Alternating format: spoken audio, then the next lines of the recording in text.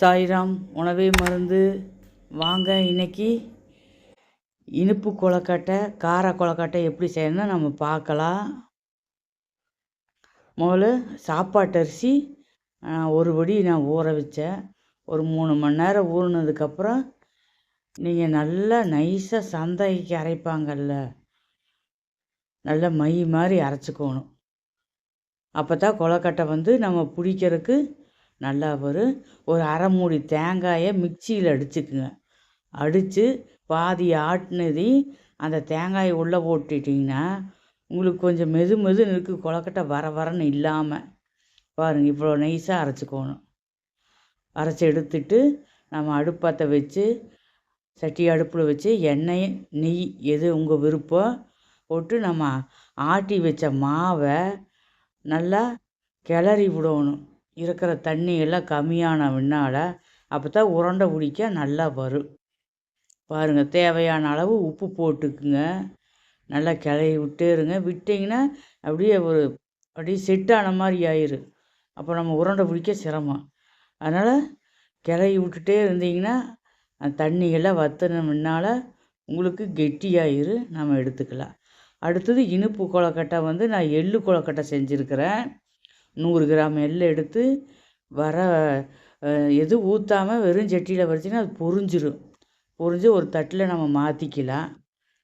மாற்றிட்டு அதுக்கு ஒரு மூடி தேங்காய், துருவின தேங்காய், எள்ளு கழுவு வெல்லம் இல்லை, அந்த இதோடவே நம்ம போட்டுட்டோம். ஏலக்காய் 2 ஸ்பூன் போட்டுக்குங்க. தேவையான அளவு கரும்பு சர்க்கரை போட்டிருக்குது. போட்டு நல்லா கிளறி விடணும். எல்லாம் ஒரு அரை மணி நேரம் ஆனதுக்கப்புறம் நம்ம எடுத்து நம்ம ரெடி பண்ணிக்கலாம். நம்ம இப்போ கார கொழுக்கட்டைக்கு ரெடி பண்ணிக்கலாம். எண்ணெய் ஊற்றி கடுகு போட்டுட்டோம். வெங்காயம் போடல, பச்சை மிளகாய் கருவேப்பிலை மட்டும் போதும். வேக வச்ச கடலைப்பருப்பு ஒரு 1/4 கிலோ நாங்கள் வேக வச்சு எடுத்துட்டோம். அதையும் போட்டு கிளறி விட்டுக்குங்க. தேவையான அளவு உப்பு போட்டுக்குங்க. உப்பு போட்டுட்டு நம்ம சொரையை வச்சுருக்க தேங்காயும் போட்டு இதில் கிளறி விட்டுட்டிங்கன்னா நம்ம கார கொழுக்கட்டைக்கு ரெடி ஆயிடுச்சு. இப்போ நம்ம கொழுக்கட்டைக்கு ரெடி பண்ணலாம். இலையில தான் நாங்கள் கொழுக்கட்டை ரெடி பண்ணணும். நீங்கள் இலை எடுத்து தேங்காய் தடவிக்கிங்க. கையில் எண்ணெய் தொட்டு மாவு எடுத்திங்கன்னா கையில் ஒட்டாமல் வரும். இது எவ்வளோ தூரம் நீங்கள் சன்னமாக ரவுண்டு பண்ண முடியுமோ பண்ணலாம்.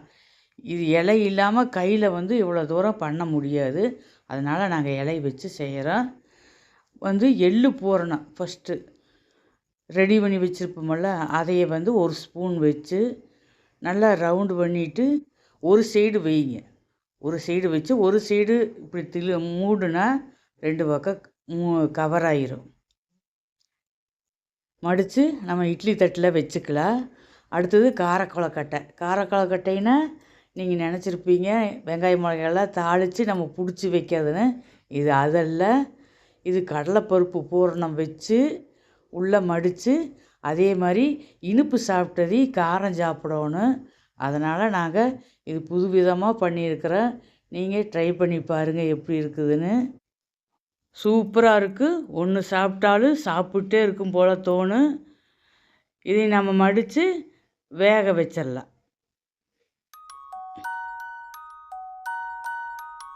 வாங்க, வெந்துருச்சான்னு பார்க்கலாமா? பாருங்கள், இலையெல்லாம் நல்லா வெந்துருச்சு. இலையோட சத்தெல்லாம் இந்த கொழுக்கட்டையில் இறங்கியிருக்கும். உடம்புக்கு நல்லது. இலையில் வச்சு செஞ்சு சாப்பிட்றது உடம்புக்கு நல்லது. இப்போ பிரித்து பார்க்கலாமா? பாருங்கள் கொழுக்கட்டையும் வெந்துருச்சு. நீங்கள் குழந்தைகளுக்கெல்லாம் செஞ்சு கொடுங்க. உடம்புக்கு நல்லது. எள்ளு பூரணம் இலையில் வச்சு செஞ்சது இதை விட நல்லது உடம்புக்கு. பாருங்கள் எப்படி இருக்குன்னு. விநாயகர் சதுர்த்தி வரைக்கும் நீங்கள் வெயிட் பண்ண வேண்டாம். இது பார்த்து செஞ்சு சாப்பிட்டு பார்த்துட்டு எங்களுக்கு கமெண்ட் பண்ணுங்கள், லைக் பண்ணுங்கள், சப்ஸ்கிரைப் பண்ணுங்கள், ஷேர் பண்ணுங்கள்.